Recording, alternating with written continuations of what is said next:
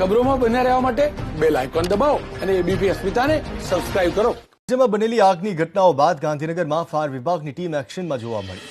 ક્ષતિઓને દૂર કરવા આપેલ નોટિસનો અમલ નહીં કરતા બિલ્ડિંગો સામે કાર્યવાહી શરૂ કરવામાં આવી છે।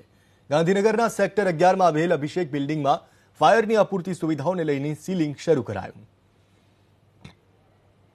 અમારા સંવાદદાતા વિપુલ બાલધા જોડાઈ ચૂક્યા છે। વિપુલ, સરકાર એક્શન મોડમાં હવે જોવા મળી રહી છે। ગાંધીનગરમાં ફાયર વિભાગની કામગીરી કયા પ્રકારની?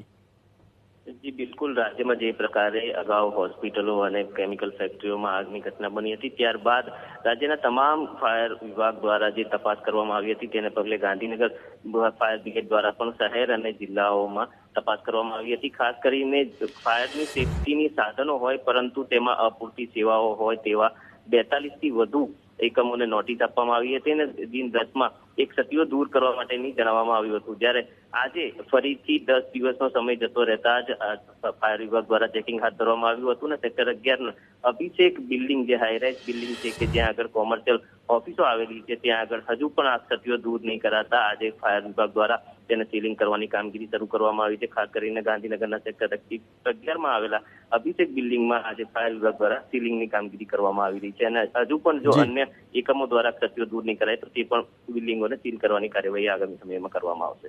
જી આભાર વિપુલ, જાણકારી આપવા માટે। તો ક્ષતિઓને દૂર કરવા માટે આપેલ નોટિસનો અમલ નહોતો થતો અને એટલા માટે બિલ્ડિંગો સામે કાર્યવાહી શરૂ કરવામાં આવી છે।